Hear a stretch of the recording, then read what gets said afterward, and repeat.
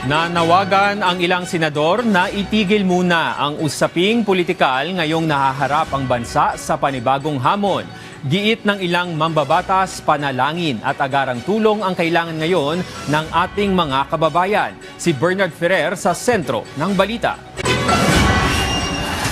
Hinimok ni Senate President Pro Tempore Sherwin Gatchalian ang Department of Education na agad magsagawa ng assessment sa school buildings sa Mindanao matapos ang magnitude 7.8 na lindol. Nanawagan din siya na mabigyan ng sapat na psychosocial support ang mga estudyante at guro na naapektuhan ng sakuna.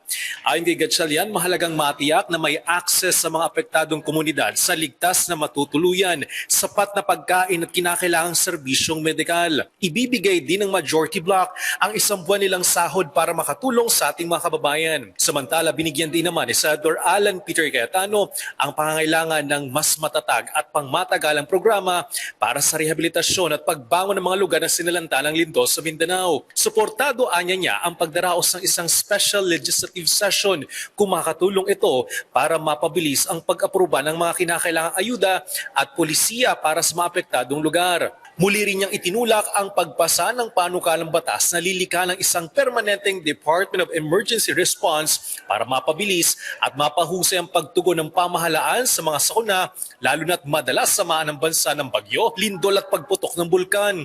Nakikipag-ugnay naman ang opisina ni Senador Francis Kiko Pangilinan sa mga disaster response agencies para makatulong sa evacuation, relief at iba pang emergency operation para sa mga naapektong komunidad.